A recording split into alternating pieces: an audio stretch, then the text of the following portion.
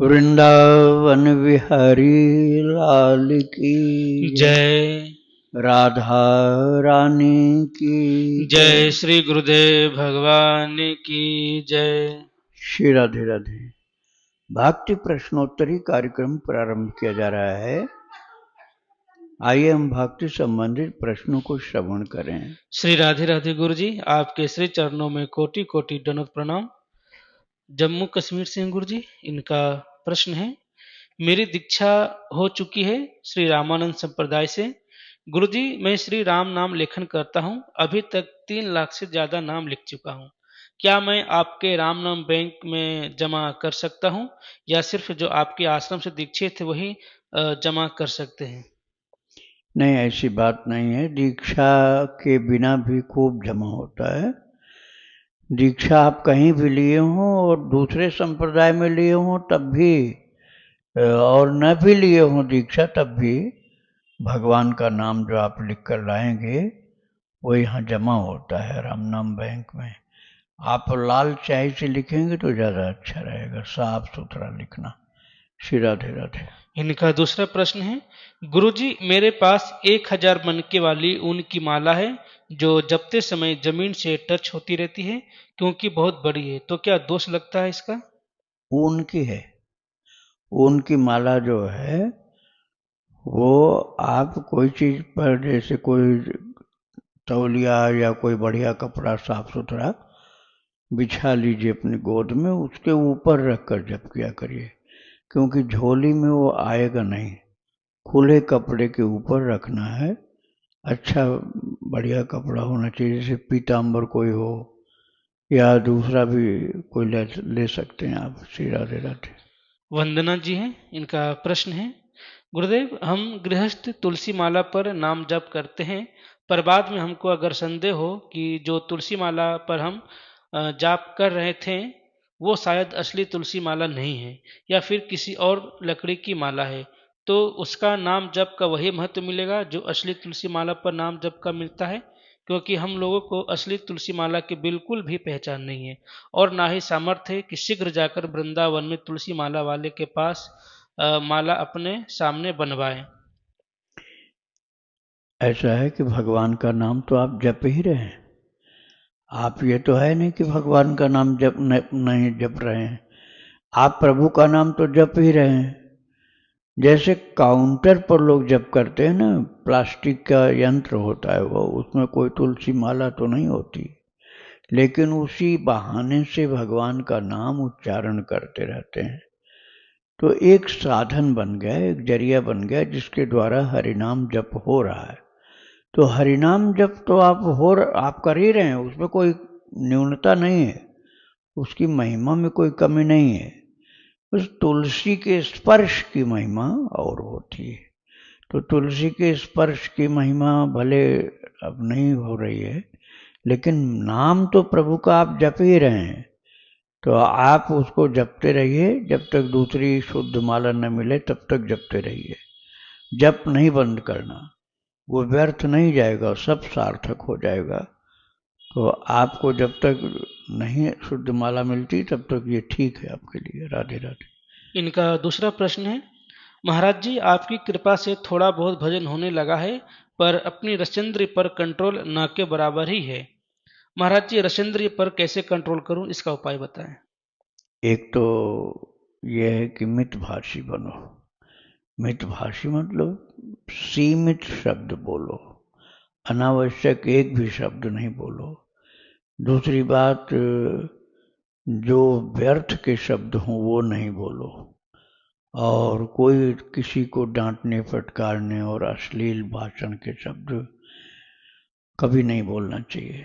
पवित्रता लाओ जीवा में और भगवान नाम जप करते रहो, और भगवान को भोग लगा हुआ ही सात्विक प्रसाद पाओ, वो भी जितना आवश्यक हो उतना ही। ऐसा नहीं कि खूब ज़्यादा खा के फिर आलस में पड़े रहें।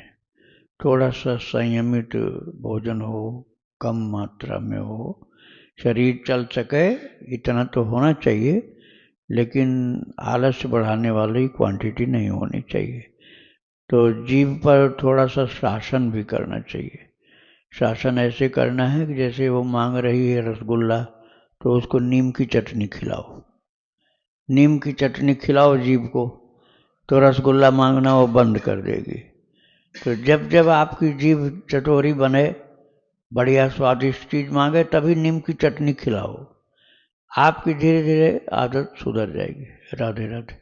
दीपक जी उदयपुर से, इनका प्रश्न है, गुरुदेव मैंने एक बार अज्ञानवश शमशान में भगवान का चरणामृत छिड़क दिया, तो इसका क्या फल होगा?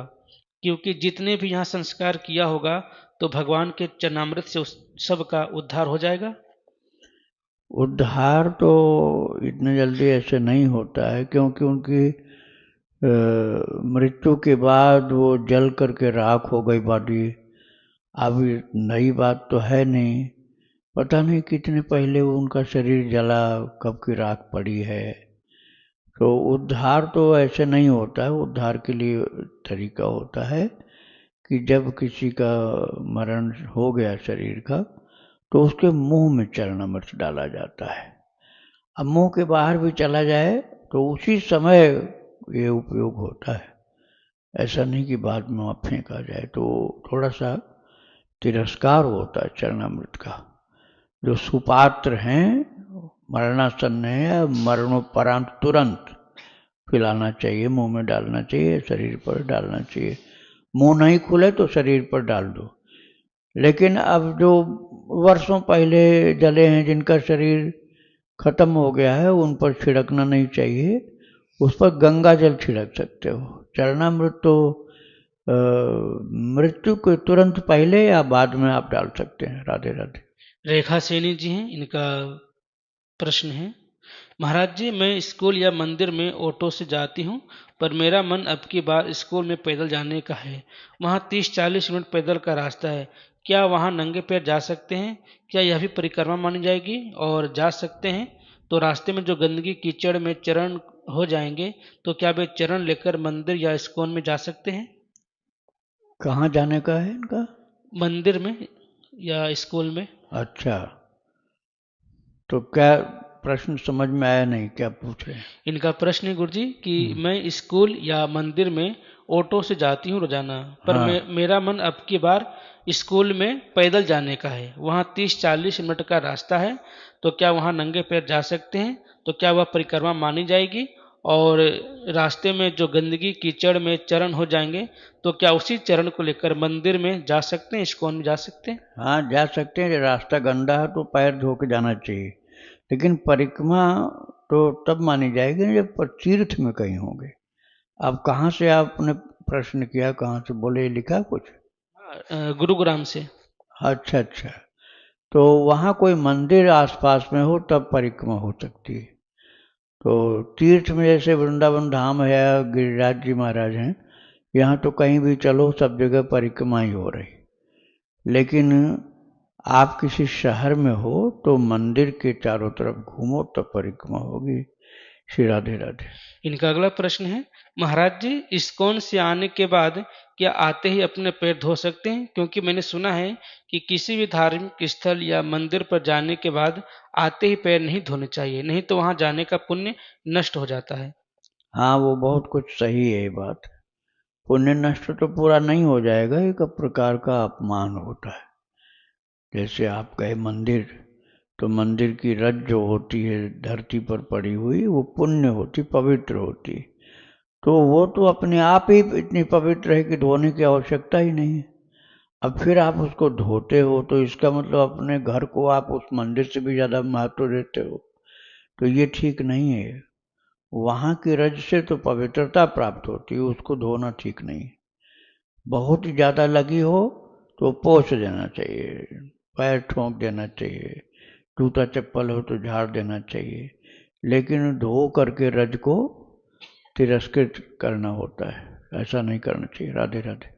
इनका आखिरी प्रश्न है, महाराज जी मैं मीरा जैसी भक्ति कैसे करूं जिससे कि मुझे मेरे राधे श्याम जी मिल जाएं इसी जन्म में? मीरा जैसा बनना पड़ेगा उसके लिए। मीरा जी की भक्ति एक जन्म की नहीं थी, कई जन्म की थी। और उनको पिछले जन्म में ही आशीर्वाद मिल चुका था कि कलयुग में जन्म होगा तो सब कुछ प्राप्त हो जाएगा, यहाँ तक कि भगवान की लीला में भी सम्मिलित हो जाओगी। राधा रानी का भी आशीर्वाद था, कृष्ण भगवान का भी आशीर्वाद था। और प्रकट रूप में जो देखने को मिलता ये है कि उन्होंने किसी भी प्रलोभन को स्वीकार नहीं किया। उन्होंने किसी प्रकार की कोई भी लौकिक संपत्ति को, यहाँ तक कि रानी के पद को और कोई सम्मान को स्वीकार ही नहीं किया। उन्होंने बस अपने भगवान से प्रेम किया और किसी से प्रेम भी नहीं किया। तो इस प्रकार से अपने जीवन को केवल कृष्णमय बनाओ, कृष्ण के लिए ही जीवन समर्पित करो और साथ में मीरा जी का चरित्र सुनो। मीरा जी का चरित्र भक्ति आश्रम चैनल में 51 भाग में सुनाया गया है। उसको आप बहुत सावधानी से अकेले में बैठ कर सुनो तो मीरा जी के चरित्र को सावधानी से सुनने पर यह लाभ बहुत कुछ प्राप्त होगा। श्री राधे राधे। सुदर्शन जी फरीदाबाद से इनका प्रश्न है, क्या अजपा जप का हमारे शास्त्र में वर्णन मिलता है? यदि हाँ तो कृपा करके इसके संकल्प की विधि बताने की कृपा करें। संकल्प कुछ नहीं। अजपा जप की अगर शास्त्र में कोई वर्णन मिलता है तो उसका संकल्प क्या है? संकल्प की विधि बताएं। संकल्प कुछ नहीं होता। भगवान की भक्ति में संकल्प करना भी नहीं चाहिए। आज संकल्प हम कर लें कि इतना करोड़ हमको जपना है, अगले दिन मृत्यु हो जाए, संकल्प झूठा हो जाएगा। इसलिए संकल्प नहीं करना चाहिए, दोष लगता है। आप तो संकल्प कर लिए और फिर आपकी बात मिथ्या हो गई, एकदम झूठी बात हो गई। तो इसलिए बिना संकल्प की, बिना किसी कामना के भगवान के भजन करना चाहिए। कोई संकल्प भी नहीं, कोई कामना भी नहीं, बिना निष्काम निसंकल्प, तो उसमें भक्ति में प्रबलता होती, ज़्यादा शक्ति होती। राधे राधे। इनका अगला प्रश्न है, महाराज जी क्या प्रतिदिन संकल्प करने से प्रत्येक श्वास में नाम जप स्वतः होने लगता है? ऐसा मैंने एक पुस्तक में पढ़ा था। नहीं, गलत पढ़ा, गलत चीज़ आपको पढ़ने को मिली। भक्ति मार्ग में संकल्प का कोई महत्व नहीं होता। आपको जपने का महत्व मिलेगा, जपने का फल मिलेगा, और संकल्प झूठा होता जाएगा उतना ही आपको क्षति होगी। संकल्प जैसे किसी को तुम बोले हम आपको इतने रुपए देंगे और दिए नहीं, एकदम गलत हो गया। और देने का सोचा और नहीं दे पाए, गरीबी आ गई या लालच बढ़ गई, बेईमानी आ गई मन में, तो संकल्प का क्या हुआ फल? पाप के भागी बन जाओगे। इसलिए बिना किसी संकल्प के ही भजन करना चाहिए। प्रभु आपकी कृपा है, आप करा रहे हैं, इसलिए जप हो रहा है, भक्ति हो रही, आपकी कृपा करुणा से ही ये सब हो रहा है, ऐसा मानना चाहिए। अपने संकल्प को महत्व मत दो, भगवान की कृपा को महत्व दो। श्री राधे राधे। कंचन शर्मा जी जम्मू से इनका प्रश्न है, महाराज जी मेरे पति को शांत हुए 12 वर्ष हो चुके हैं। कुछ दिन पहले मैंने एक स्वप्न देखा जिसमें मैं और मेरे पति दोनों वृंदावन धाम में थे। कृपा करके महाराज जी बताएं कि इस स्वप्न का क्या अर्थ हो सकता है? क्या यह कोई संकेत है या मेरे मन की ही कोई लहर? मैं जब भी किसी तीर्थ पर जाती हूँ तो उनका नाम जप अवश्य करती हूँ। ये जो आपने उनके हित के लिए किया ना, अच्छा किया है, और उसी कारण से उनकी स्मृति आपको हो रही है और उनको लाभ भी मिल रहा है। आपके द्वारा उनके लिए जो जप हो रहा है उसका लाभ उनको मिल रहा है। इसलिए भगवान के धाम में आपके संग स्वप्न में दर्शन हुआ आपको। श्री राधे राधे। सुधीरा देवी जी हैं, इनका प्रश्न है, गुरुदेव मेरे घर में राम दरबार है, मैं राम दरबार की सेवा करती हूँ, तो मैं कौन सा नाम जप सकती हूँ? कौन सा नाम जपना सही रहेगा? भगवान श्री सीताराम का नाम जप करो। सीताराम में राजा और राम लक्ष्मी सीता माता जो हैं जगन माता हैं। तो राजा राम अवध राजधानी और जानकी माता महारानी है वहाँ की, तो दोनों का नाम एक साथ हो जाएगा, सीताराम सीताराम सीताराम सीताराम। ये जपना अच्छा होगा। राधे राधे। मुजफ्फरपुर से गुरु जी प्रभाकर कुमार जी, इनका प्रश्न है, जो लोग अपने घरों में लड्डू गोपाल की आराधना करते हैं, क्या उनके लड्डू गोपाल में प्रेत की प्रवेश होने की संभावना बनी होती है क्या? अगर होती है तो कितना प्रतिशत और क्यों? क्या प्रवेश करने की? प्रेत। प्रेत? लड्डू गोपाल में प्रेत प्रवेश करेगा? तब तो उसका उद्धार हो जाएगा प्रेत का। तो प्रेत रहेगा ही नहीं, प्रेत का उद्धार हो जाएगा। वैसे प्रेत के अंदर इतनी शक्ति नहीं है कि लड्डू गोपाल में आकर प्रवेश करे। जब तक भगवान न चाहें तब तक वो नहीं कर पाएगा। उसके अंदर तो निगेटिव एनर्जी होती है और भगवान के अंदर तो पॉजिटिव एनर्जी का भंडार है पूरा। वो तो वहाँ आ ही नहीं सकता। आ जाए तो उसका उद्धार हो जाएगा, लेकिन वो आ तब पाएगा जब भगवान ही चाहें ऐसा, तब। श्री राधे राधे। गुरु जी, कई लोग इसमें ये भी कहते हैं ना कि अगर घर में से ठाकुर जी ले आए या ठाकुर जी की सेवा विराजमान कर दिए और उनकी सेवा पूजा न करें, ऐसी रख रहे हैं, तो ऐसे में प्रेत बाधा आती है, प्रेत का वास हो जाता है, अगर पूजा सेवा ना हो तो। इसमें कितनी सच्चाई है गुरु जी? नहीं, एकदम झूठी बात।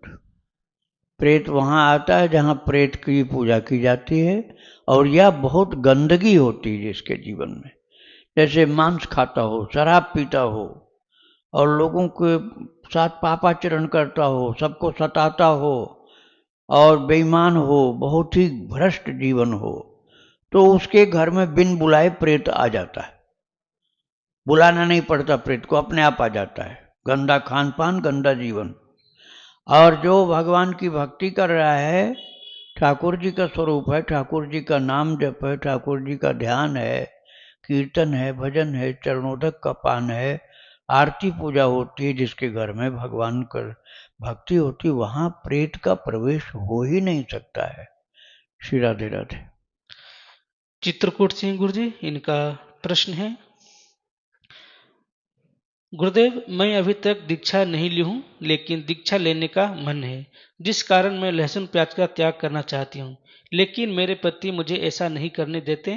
मैं नहीं चाहती कि मेरी भक्ति मेरे परिवार में कलह कलेश का कारण बने। ऐसे में मुझे क्या करना चाहिए? आप पहले ही ढीली पड़ गई तो फिर क्या करोगे?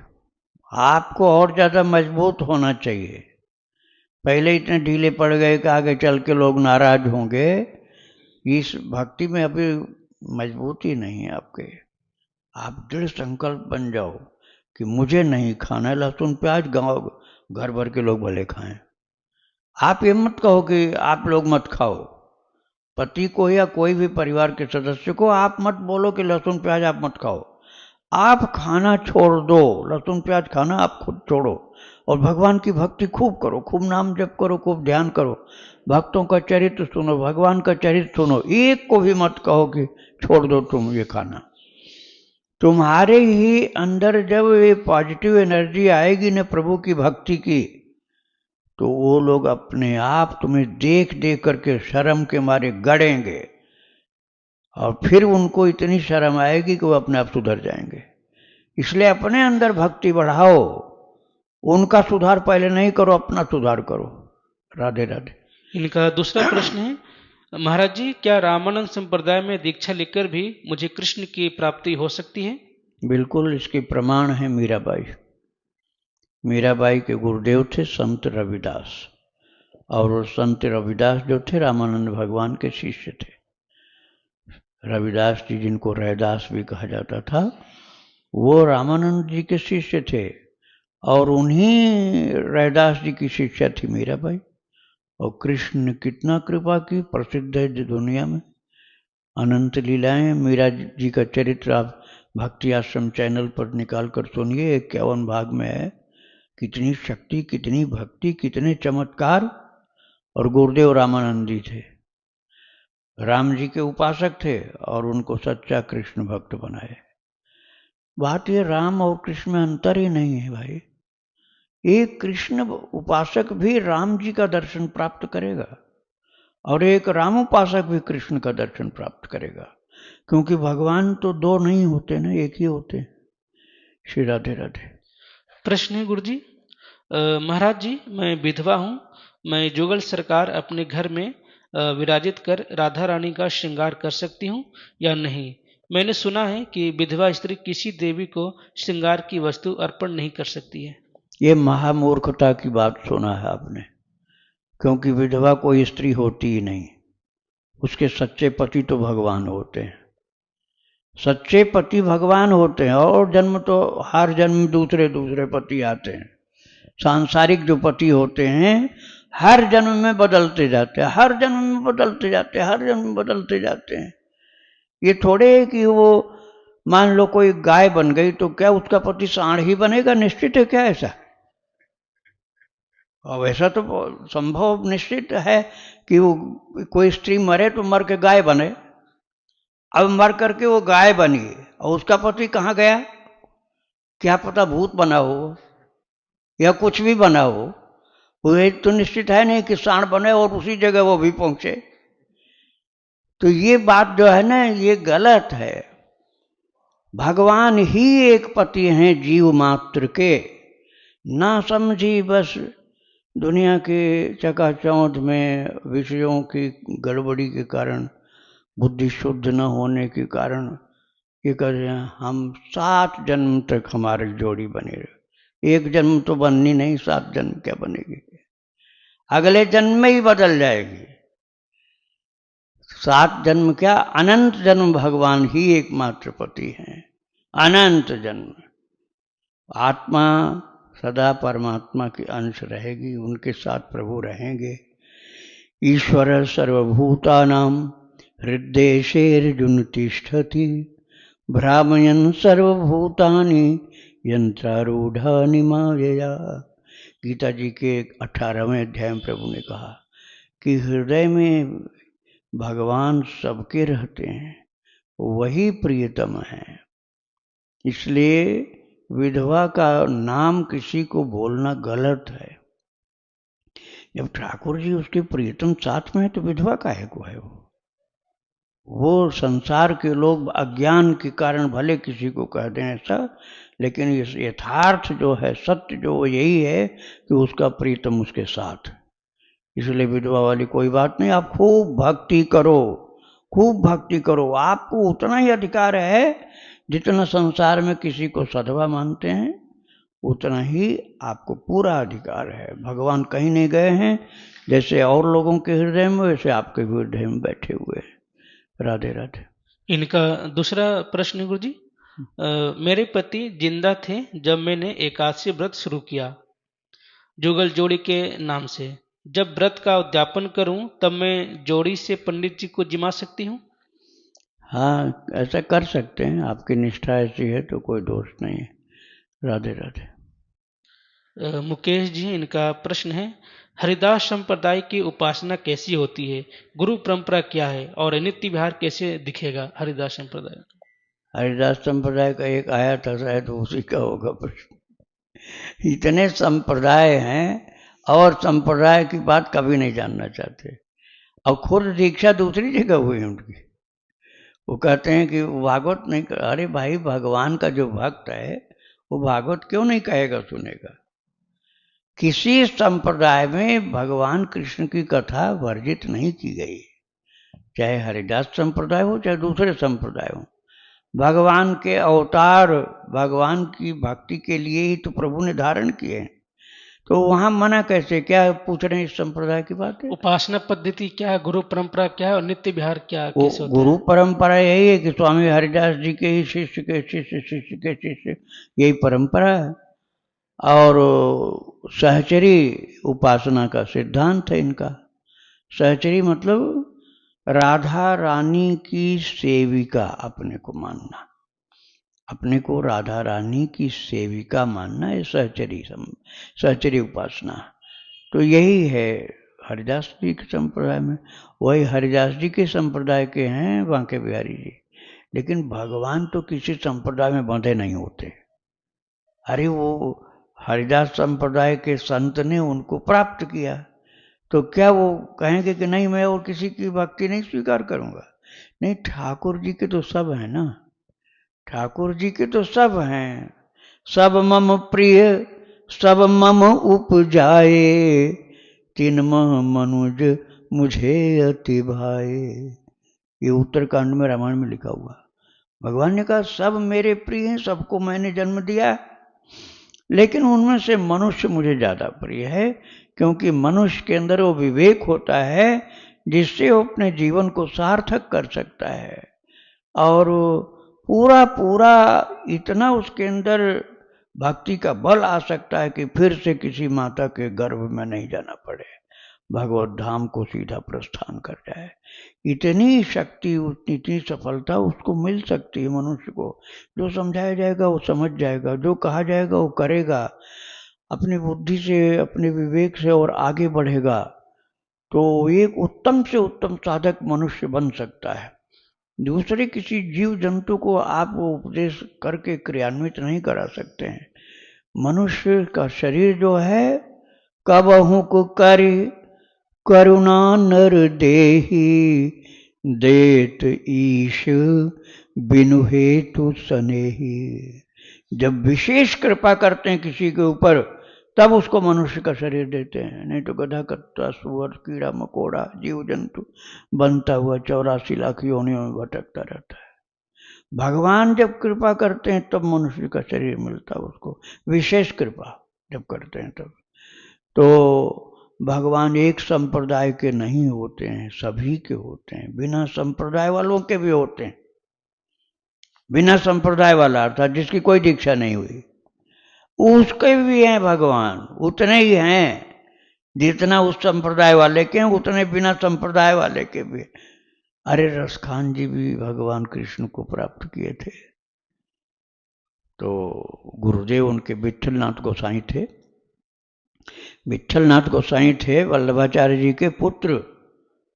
उन्होंने दीक्षा दी थी रसखान जी को। काबुल का पठान, और गोवर्धन में दीक्षा हुई, और कृष्ण की प्राप्ति करके जंगलों में जीवन भर बिता दिया, कुटिया तक नहीं बनाई। और कहते थे वो कि ये करील की जो कुंज हैं, इनके सामने मैं सोने का महल भी न्यौछावर कर सकता हूं, क्योंकि इसमें कन्हैया मेरे पास में आकर बैठता है, तो मैं क्या करूंगा महल मकान बना के। ऐसा वैराग, इतना विवेक, इतना प्रेम। तो भगवान भाई सभी के, भगवान सभी के हैं, और ऐसा कोई भी नहीं, चाहे किसी संप्रदाय का हो या बिना संप्रदाय का हो, कि जो कह सके कि भगवान हमको नहीं पसंद करेंगे। भगवान तो प्रेम देखते हैं, एक चीज केवल केवल प्रेम देखते हैं। राम ही केवल प्रेम प्यारा, जान लेहु जो जान निहारा। ये समझदार लोगों, भगवान को केवल प्रेम प्रेम ही प्रिय है। तुम कैसे रंग रूप, किस जाति के हो, कौन से वर्ण के हो, किस आश्रम में हो, किस संप्रदाय के हो, ये सब भगवान नहीं देखते हैं। इसलिए प्रेम से उनके साथ रिश्ता बनाकर उनकी भक्ति करो, बस तुम्हारे जीवन का लक्ष्य तुम्हारे हस्तगत हो जाएगा। श्री राधे राधे। राधे राधे महाराज। श्री राधे। महाराज जी, मैं एक ऑफिस में, स्कूल में टीचर हूँ। मैंने झूठ बोल के छुट्टी लेनी पड़ी वृंदावन आने के लिए। 2 दिन की 3 दिन की वैसे छुट्टी नहीं मिलती है, क्या ये अपराध है या पाप की श्रेणी में आता है?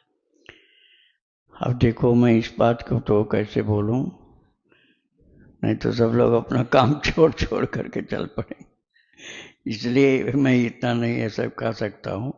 लेकिन ये है कि भगवान की भक्ति का धर्म सबसे ऊंचा धर्म है, ये सत्य है।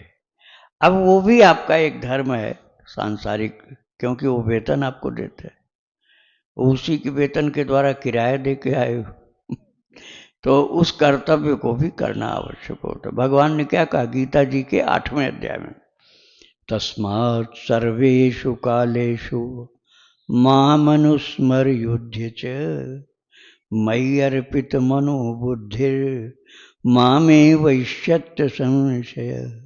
हे अर्जुन, हर समय मुझे याद करते रहो, और युद्ध च, और युद्ध भी कर। ये नहीं कि युद्ध छोड़कर भागे, तो दोनों बात कही ना प्रभु ने। युद्ध करना तेरा धर्म है, क्योंकि इसमें तुझे ड्यूटी दी गई है, तू सैनिक है। तुझे अधर्म के ऊपर विजय प्राप्त करनी है, धर्म की विजय अधर्म के ऊपर करनी है। इसलिए इस लक्ष्य को हस्तगत करना, और आत्मा का धर्म है कि निरंतर भगवान को याद करो। तो आत्मा का धर्म है भगवान की भक्ति करना, और शरीर का धर्म, शरीर जो संसार की चीज़ों से बना है, हाड़ मांस जो है पंचभूत से बना हुआ है, छित जल पावक गगन समीरा पंच रचित यह अधम शरीरा। तो ये शरीर जो है पंचभूतों से बना हुआ, पंचभूत की सेवा में इसको लगाए रखना है, लेकिन लक्ष्य उसका भगवान का हो कि प्रभु आपने मुझे ये सेवा धर्म दिया है, तो आपकी लगाई हुई जो ड्यूटी है मुझे उसे भी करना और आपकी भक्ति भी करना, दोनों को बैलेंस करके चलो, जिससे आपके द्वारा किसी के हानि भी न हो और आपकी भक्ति में भी परेशानी ना आवे। श्री राधे राधे। महाराज जी, मेरा एक प्रश्न हो रहा है। आपने जैसे हमने किसी रिश्तेदार को कुछ धन दिया, उसने 2 महीने के लिए, अब 3 साल हो गए, वापस मांगने पर उसको नाराजगी दिखाता है, तो क्या ऐसे में क्या करना चाहिए? ऐसे में आप मुकदमेबाजी में, झगड़ा लड़ाई में, ये सब में पड़ोगे तो आपकी हानि बहुत ज़्यादा हो जाएगी। आप इस बात को मान लो कि आपने पहले कर्जा लिया था, अब वो कर्जा आपने पटा दिया, इसलिए चुप्पी साध लो, बिल्कुल चुप्पी साध लो। ये जो आपको मिलना होगा, आपका होगा तो मिल के रहेगा, यदि आपका होगा तो मिल के रहेगा, वो उसकी बुद्धि सुधरेगी, लाके देगा। और आपका यदि नहीं होगा, उसका रहा होगा तो चला गया, चलो छुट्टी पाए, कर्जा से मुक्ति मिली। श्री राधे राधे। राधे राधे। राधे राधे महाराज जी। श्री राधे। दास का एक धर्म कांटा लगा हुआ है महाराज जी, और उस पे गाड़ियां तुलती हैं, वेट होता है, तो कई भी जैसे पोल्ट्री से संबंधित गाड़ियां भी आती हैं, मुर्गे वगैरह जो भी, तो मन में ये भाव आता है कि भाई ये गलत तो नहीं हो रहा, कहीं हमारे से पाप तो नहीं हो रहा। हाँ, वो इस तरह के वेट वजन होता है उनका, सार्वजनिक है जैसे वो तो ठीक है, लेकिन आप वहाँ पर बोर्ड लगाओ कि हम शाकाहारी हैं, इसलिए जो शाकाहारी की विपरीत व्यवसाय है वो मैं नहीं कर सकता, और आप एक आध ट्रक वापस कर दो जिसमें मांसाहार वाली चीज़ तौली जाती है, उसको कह दो भैया ये दूसरे किसी कांटे पर ले जाओ, हमारे कांटों को अपवित्र मत करो, हमारा कांटा जो है इसको अशुद्ध मत बनाओ आप, मैं ऐसी गाड़ी को नहीं आने दूंगा यहाँ। आप बोर्ड भी लगा सकते हो कि हम शाकाहारी हैं, हम शाकाहार के विपरीत वाली चीज़ से टच भी नहीं रखते हैं, तो अपने आप इससे मुक्ति पा जाओगे। बहुत गंदा है, इतने जीवों की हत्या में एक अंश आपका भी जा रहा है कि तौलने के कार्य में, जैसे कोई मर्डर करे तो मर्डर करना दूसरे का काम था, लेकिन किसी ने चाकू ला के दे दिया, उसने अपने हाथ से नहीं मारा, किसी ने कहा चलो पैसा मैं दे दूंगा, अब जो चाकू लाया है या जो पैसा दिया है उसका भी योगदान उसमें हो गया हत्या में। तो ऐसे ही इस हिंसा कार्य में एकदम दूर रहो, इससे बच कर रहना चाहिए। श्री राधे राधे। वृंदावन बिहारी लाल की जय। राधा रानी की जय। श्री गुरुदेव भगवान की जय। श्री राधे राधे।